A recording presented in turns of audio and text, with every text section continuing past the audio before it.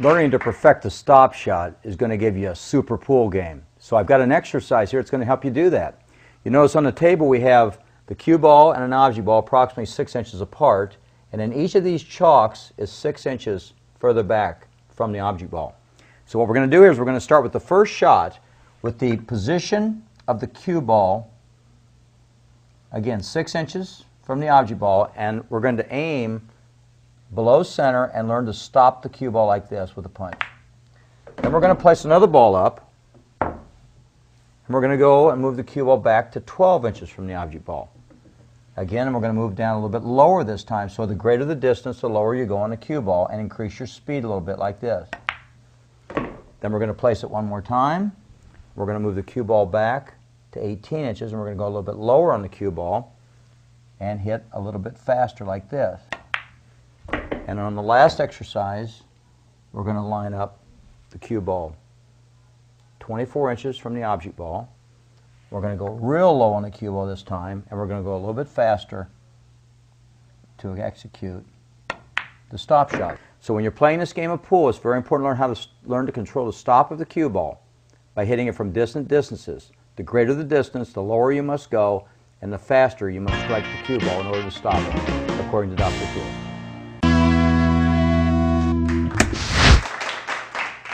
Sometimes we're in a game and we have to get position with our cue ball from one end of the table to the other, and we don't know what English to put on the cue ball. So what I've done here is I've set up a shot in the game where I've got the cue ball and the object ball in a game of 8-ball. Of course, our primary focus is just making this ball in the corner pocket. But at the same time, I might want to try to continue my run by sending the cue ball down the table in position for these other two balls. Now, if I don't know what English to apply to the cue ball, I might just hit the cue ball down here in the center or a little bit below center with the cue stick. And when I hit the shot, the ball comes down like this and fades over like that. And either I come down and end up toward this rail for position, but the problem is I can't make the ball because the one ball's in the way. I might even scratch on that shot, which would be even worse than you get ball in hand to your opponent. The other option, of course, would be to set up a shot again. And instead of aiming low on the ball, which we originally thought, go to a high hit on the cue ball. Again, focus on making the ball in the pocket, hitting high, and when the ball's struck, the cue ball comes down the table to this side of the table for position on the 9-ball or even cutting the 12 in the corner pocket. So this is a wonderful way to practice an above center hit on the cue ball, or high English, for position, according to Dr. Pugh.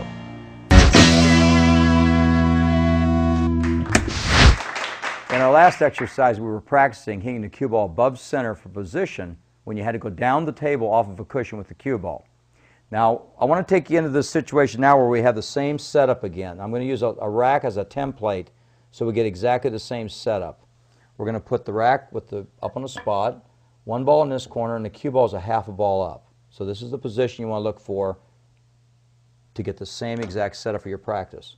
One ball in a corner, half a ball from the corner. Now, the key to this is that we have a situation on the table like we had before where we're going to make the one ball in the corner. If you look down the table, we have a couple of balls in here we need to try to get position on. Before we came into this rail and we came out, we had position generically. But you notice this time we have a problem. We have two stripes down here that are kind of in the way, and we don't want to end up being behind them, so we have to be very specific when the cue ball comes into this cushion so we can get position. So if you come down here and place the cue ball this time so that we hit dead center 12 o'clock, and we're going to use a red dot now instead of just kind of guessing at that. We're going to use a red dot with a dead 12 o'clock hit. We're going to stroke it exactly the same way with a straight follow-through, going through the shot, and the ball comes over down like this, goes between the two balls, and gets position on the 4-ball. You could even shoot the 5 if you wanted to. The key to this is you're very specific now in your position instead of being generic. So this is a way of helping you out for getting specific position with 12 o'clock high English, according to Dr. Pugh. If you were in a game situation like this with the cue ball and the 1-ball, it would be very simple to make the 1 and get position on the 8. You would just hit the cue ball above center, make the 1, and the cue ball rolls forward with high in position for the 8. However, we don't have the luxury of that shot in some cases because we don't have cue ball in hand. We have a shot like we did in the last situation where the rack is the template, just like this. Remember we had this set up before. Cue ball was a half a ball up, ball was on the other side over there. So here's the same shot we had before where the cue ball makes the 7 at 12 o'clock English, goes to this rail, comes down for position in this end of the table. However, we can't do that because if we do that, we're not going to get position on the 8 ball. So the only way we can get back to the 8 ball is to hit the cue ball instead of at 12, we're going to hit it at 3 o'clock. Now this is the extreme right side of the ball. We're going to follow straight through on the shot, aiming at 3 o'clock, focusing on making the ball, hitting the shot, the ball comes down, going 3 cushions around the table, back down to this end, so the cue ball ends up in this general vicinity of the table. And by doing that, now you have position on the 8 ball. Now, I don't have to hit that very hard. I just have to allow the natural roll of the ball to go around the table with just straight 3 o'clock side spin. This is the way you get position when you have to move the cue ball around the table, according to Dr. Q.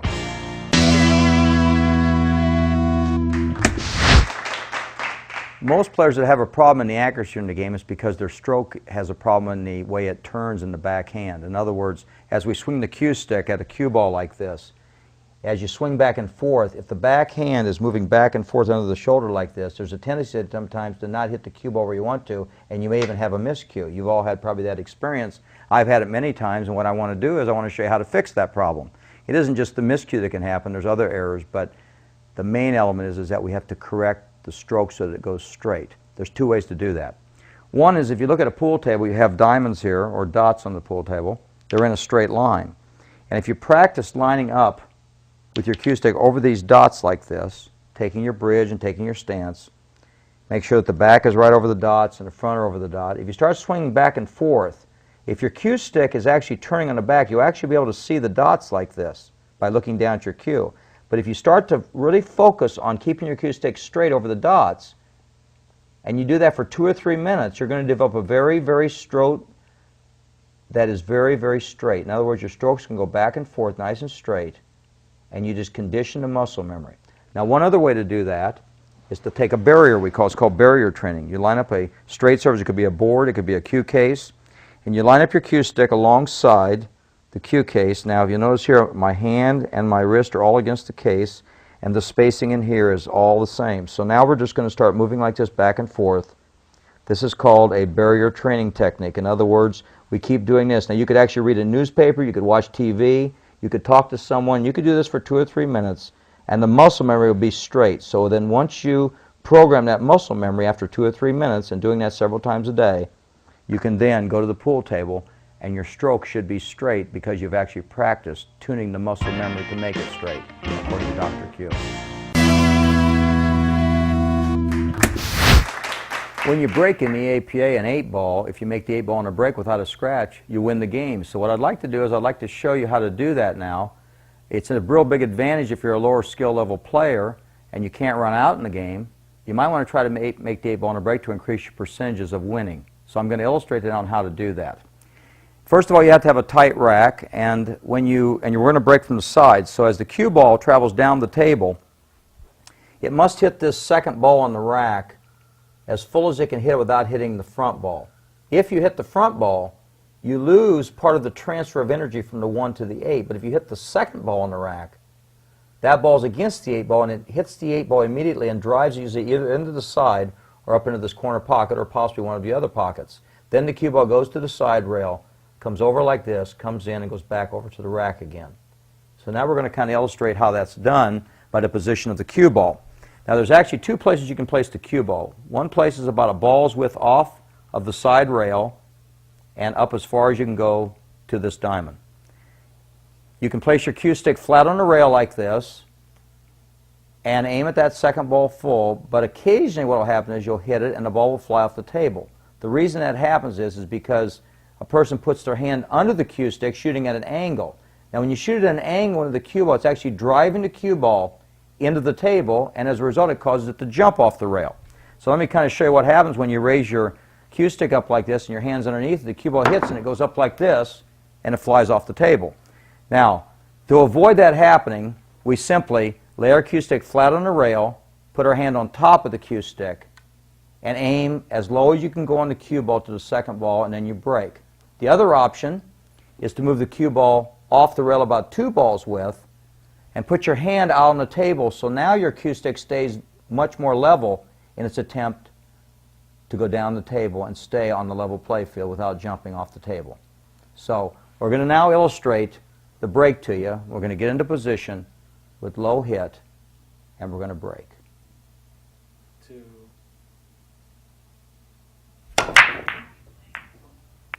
And that's a helpful hint for making the 8 ball on the break in the APA, according to Dr. Q.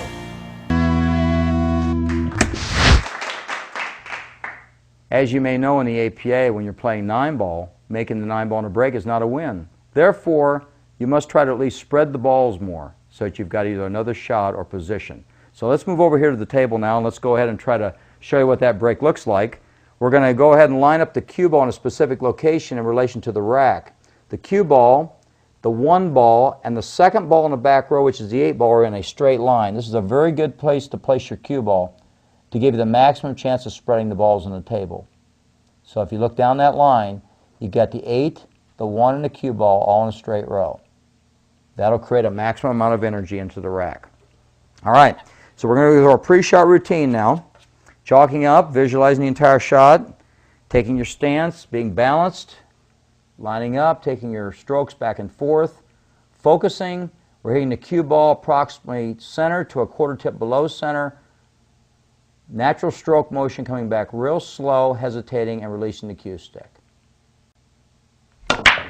Just like that. When you do that, you get a real nice natural motion of the break. All the balls are spread out. I made a ball on the break, and we get to continue our run. So this is the proper way to break when you're playing in the game of 9 ball in the APA, according to Dr. Q.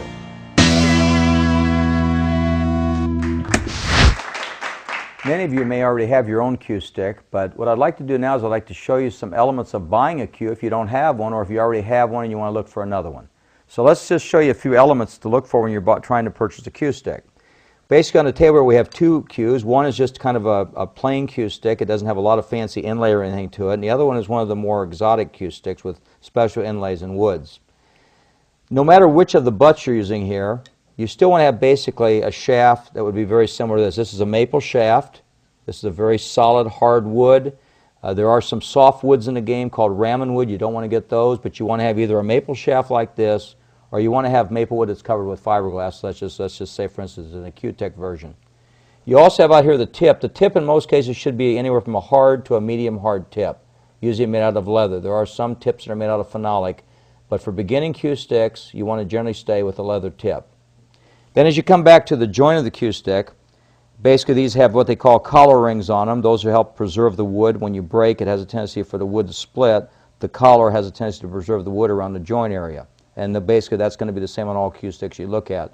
There are a few minor exceptions where we have steel, but in most cases it's a plastic collar ring. As you come back from the joint of the butt now on this particular cue, you'll have again here, you'll have a phenolic or what's called a Delron material holding the stud in here. And on this one over here you'll have metal, both of which are very effective.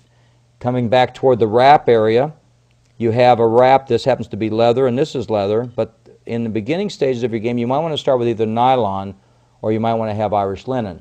Leather has a tendency to absorb some moisture, and Irish linen actually absorbs the most moisture in your hands. So if your hands perspire a lot, you might want to consider going to an Irish linen wrap. And then on the very back end of the cue stick, you'll have a bumper down here, which is designed to create a vibration inhibitor to your cue. In other words, when you take your cue stick and put it on the floor, this helps absorb some of the shock so as to eliminate the back end of your cue splitting or cracking out. So this basically on this cue here is kind of a plain cue stick. This one on the left here has a lot more inlays and it runs a lot more expensive range of styles. So in other words, this cue might range anywhere from $700 to $1,500. This one would range anywhere from $75 to $150. So these are just a few examples of some of the things to look for when buying a cue stick. So the next time you're out there and you want to enjoy the game a little bit more, go out and look for these features in your cue and you'll enjoy the game a whole lot more, according to Dr. Q.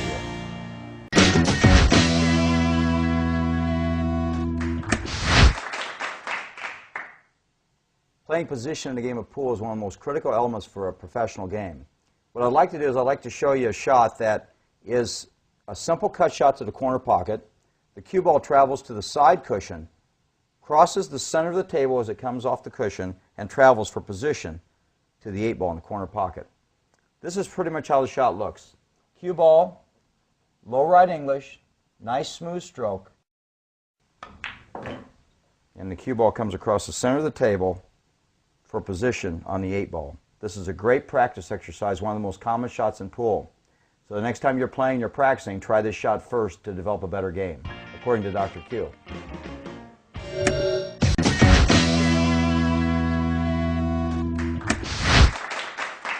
Another great position shot in the game is when you're playing a 2-cushion position shot for the 8-ball to win the game. In this case, we're going to shoot the 3-ball in the corner pocket. The cue ball is going to travel 2 cushions out of this corner, crossing the center of the table, and for position on the 8-ball in this corner pocket. Let's show you how that works. We're going to hit the cue ball low left this time, smooth stroke, extension. Cue ball travels across the center of the table, over the side rail, and playing down where it rolls into position for the 8-ball. This is a wonderful way to enhance your game. We've had the 1-cushion shot. This is the 2-cushion version. In this particular case, it's another way to win a game of pool, according to Dr. Q.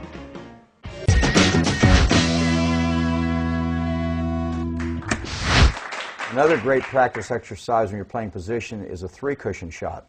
In this particular case, the cue ball is going to strike the 3-ball in the corner pocket. The cue ball will travel to the side cushion, 1st cushion, 2nd cushion, 3rd cushion.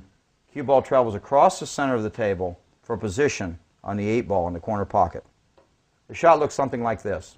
We're going to hit the cue ball high left, smooth stroke, extension. Cue ball travels across the center of the table. As it rolls down, it has perfect angle position for the 8-ball in the corner pocket. This is an exceptional shot to practice in your game. It's a little bit more complicated than the 1 and the 2-railer, but it's a good one to use when you want to win another game of 8-ball, according to Dr. Q.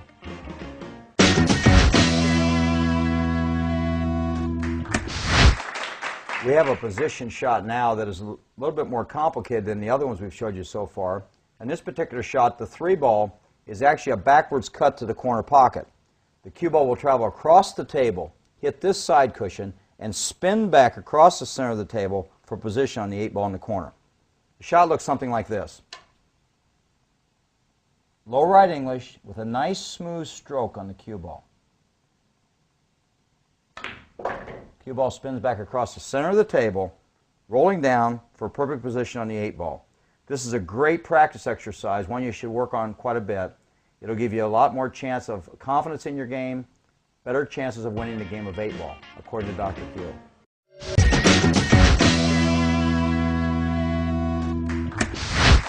Making shots or playing position, of course, has several benefits. One is you can determine whether you cut a shot better to your left or to your right. You notice here on the table we have an object ball sitting on the left side of this table, my left, and we're going to strike the ball and cut it in the corner pocket. That would be cutting to my left. The 3-ball is on the other end of the table in a symmetry position where the 3 is going to be cut to my right. So both of these shots are basically identical, only one is to the left and one is to the right. And this is going to give you a percentage on which is better for you. We'll try both shots, and we're going to shoot each shot one time, and then we're going to increase that percentage when you're doing this practice at home. Hitting the shot first with low right, hitting a shot, making the shot. So that's a point. Now we're going to take the cue ball, put it in the same position, and we're going to cut the ball to my right. Hitting the shot low left this time, stroking the ball, and the ball goes in back to the center of the table. Now you notice there that I made each shot, so I have 1 point for one to the left, 1 point for one to the right. My suggestion on this for determining which you're better at, cutting to your left or to your right, is to shoot each shot 10 times, alternating back and forth, and finding out what your higher percentage is. This not only will help you to play better position in the game, to your left or to your right, but it will also determine if your opponent is struggling with shots to the left or right, and you can play them in position so that they have a more difficult time making a shot. So this is a great exercise. It's a good way of getting feedback in your game, according to Dr. Q.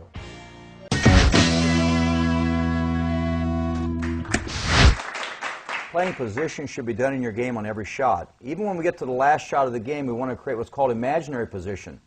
What a lot of players will do is that when they're shooting a shot like this, where they're playing the 8-ball in the corner pocket to win the game, they'll shoot the shot and they'll miss it for some reason. Part of that reason is because during the game they played position, they made a ball, they played position, they made a ball and went back and forth. When they got to the 8, there was nothing to play position on. So we're going to create a shot where we come off the side cushion and create an imaginary position to a ball over here along this rail. Now we're going to focus on just making the 8-ball rolling across the table just like this. Cue ball comes back across. for position on our imaginary ball, getting ready to shoot, and then realize, I guess the game's over. So in other words, it becomes an afterthought instead of a forethought on your shot. Same thing in 9-ball. When you're playing 9-ball, if we have this shot and it's difficult for us sometimes, we simply play the 9-ball in the side pocket, and we play position for an imaginary ball to the corner like this. Just hit the cue ball for position on the shot, rolls down for position, get ready to shoot the shot, realizing that the game's over. So again, it's an afterthought, and you're winning the game on an imaginary position ball. This is a great way to enhance your game and to win more games for you, according to Dr.